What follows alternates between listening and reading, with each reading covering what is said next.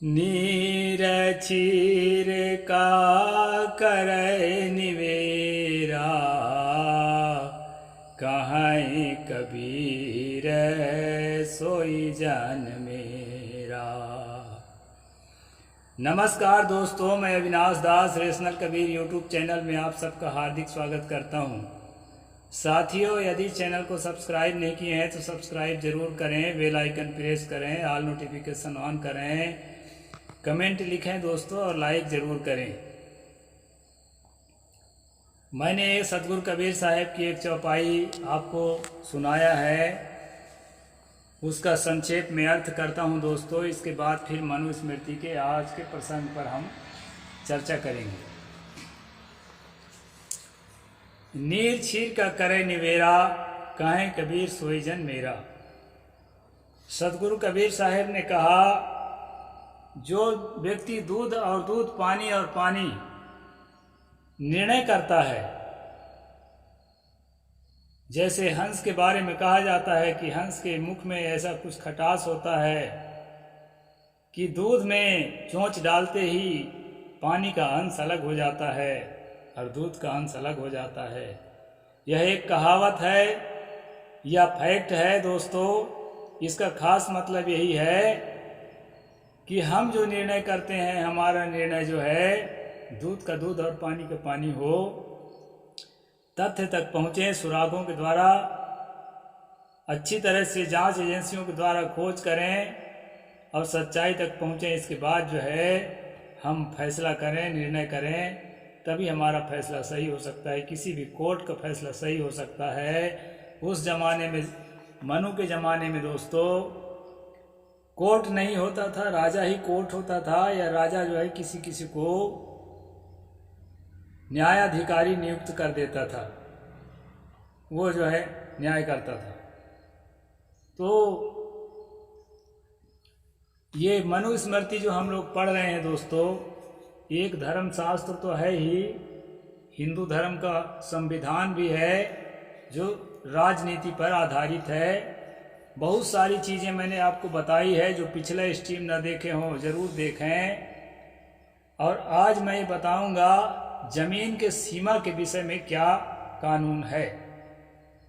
इसका आर्टिकल है जमीन के सीमा के संबंध में।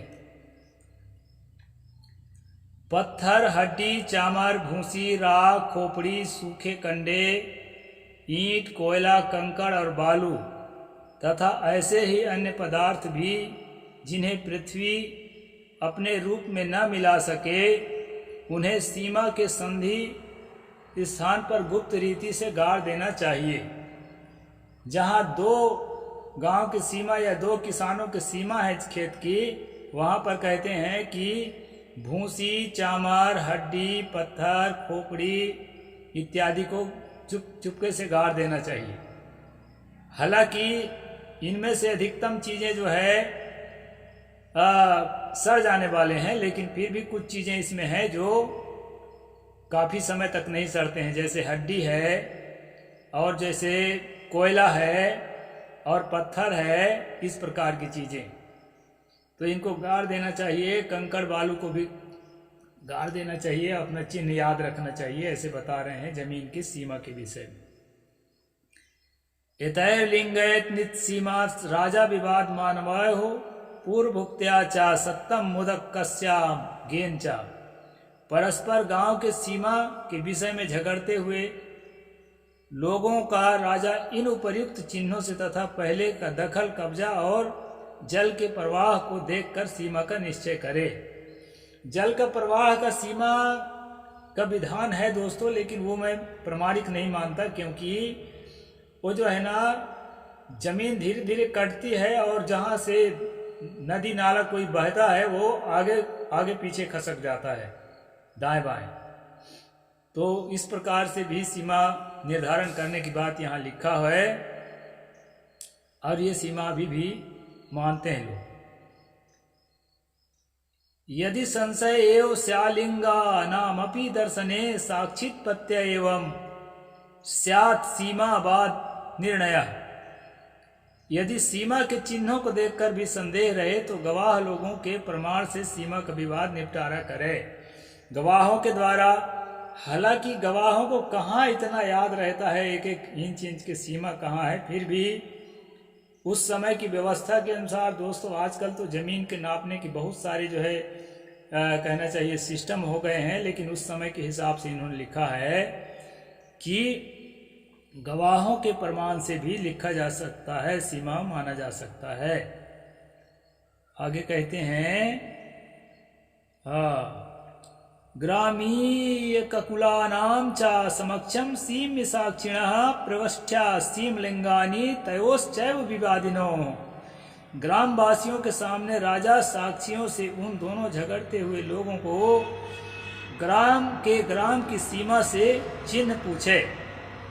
गवाह लोग जो है चिन्ह बताएंगे, ये वाला पेड़ है कि ऐसा है, कुछ वो लोग भी बताते हैं। उसके आधार पर दोस्तों निर्णय करने की बात यहाँ पर कही जा रही है। ते पृष्ठास्तु यथा भूर्या समस्ता निम्नि निश्चया निबध्नीया तथा सीमा सर्वांश तथैव नामतः। पूछे जाने पर साक्षी लोग जिस तरह जो सीमा का निश्चय बताए, राजा उसी तरह सीमा के चित्र और साक्षियों के नाम स्मरणार्थ एक पत्र पर लिख ले। राजा को चाहिए राजा स्वयं जाए वहां पर। आजकल पटवारी जाते हैं। अब छोटे छोटे राज्य होते थे ना, तो राजा का काम बहुत ज़्यादा थोड़े रहता था, तो पटवारी लोग जाते हैं। कानून गो पटवारी ये सब होते हैं जमीन विभाग के नापने वाले। तो इस पर कहा है कि उसी जगह को सीमा चित्र बना करके लिख ले, उसका तस्वीर खींच ले और लिख ले, नक्शा बना ले। शिरोभिस्ते गृहीतोर्वी स्त्रिज्ञो रक्तवाव ससः सुकृतैः शापिताः स्वये स्वये नियुस्ते समंजसम। ये साक्षी लाल वस्त्र पहनकर, गले में लाल माला धारण कर, सिर पर मिट्टी रखकर अपने अपने पुण्यों की शपथ करके गवाही दे। यानी गवाह जो है ना, उनको बता रहा है कि लाल कपड़ा पहने और गले में लाल माला धारण करें, सिर पर मिट्टी रख लें और अपने अपने पुण्य को कसम खाएं, तब जाके उनका गवाही राजा ले और सीमा का निर्णय करे। ये है दोस्तों, ये अपने उस समय का पिछड़ा सिस्टम है। लाल माला चाहे पीला माला, कोई भी माला पहनेगा, जिसको सही नहीं बोलना है, पक्षपाती करना है तो पक्षपाती करेगा। आजकल भी पैसे के गवाह मिलकर के निर्दोषों को सजा दिला देते हैं और जो है दोषियों को बचाने का प्रयास करते हैं। ये सब जगह अभी भी होता है दोस्तों। तो इसके लिए यहाँ मनु ने कानून लिखा है। यथोक्ते नयंतस्ते पूयन्ते सत्य साक्षिणः विपरीतम नयंतस्तु दाप्याः सुदर्शितम्। वे साक्षी सत्य सत्य सीमा बतलाने पर निर्दोष होते हैं, परंतु सीमा के विषय में झूठी गवाही देने वाले को राजा 200 पण का दंड दे। यहाँ पण कोई करेंसी है, पण शब्द कई बार आता है, पण कोई करेंसी है उस समय का, तो 200 करेंसी का जो है दंड देना है अगर गवाही झूठा निकला तो। साक्षियों के अभाव में सीमावर्ती 4 गांव के प्रधान लोगों को राजा सामने आकर सीमा का निर्णय करे। 4 गांव के लोगों को भी बुलाया जा सकता है। सामंतों का अभाव हो तो राजा आगे कहे हुए वन में घूमने वाले पुरुष जो सीमा का कुछ ज्ञान रखते हैं उनसे पूछो। ये तो भिखारियों जैसा काम हो गया दोस्तों। जिस किसी से क्या पूछोगे वो क्या जानेंगे बेचारे, और क्या सही बताएंगे। ब्याद से, बहेलिया से, ग्वाला से, मल्लाह से, जड़ी बूटी खोजने वाले से, सपेरे से, गिरे हुए दाना चुनकर गुजर करने वाले से और जंगल में रहने वाले से, इनसे सीमा पूछना चाहिए, ऐसा मनु कह रहे हैं।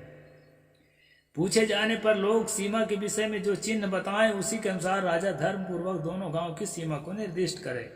खेत, कुआं, तालाब, मकान, इन सब की सीमा का विवाद हो तो राजा उस गांव के रहने वाले गवाहों से पूछकर सीमा का निश्चय करे।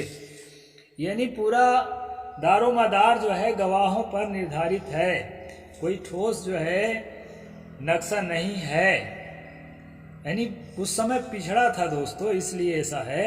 ये गलत है ऐसा हम नहीं कह सकते।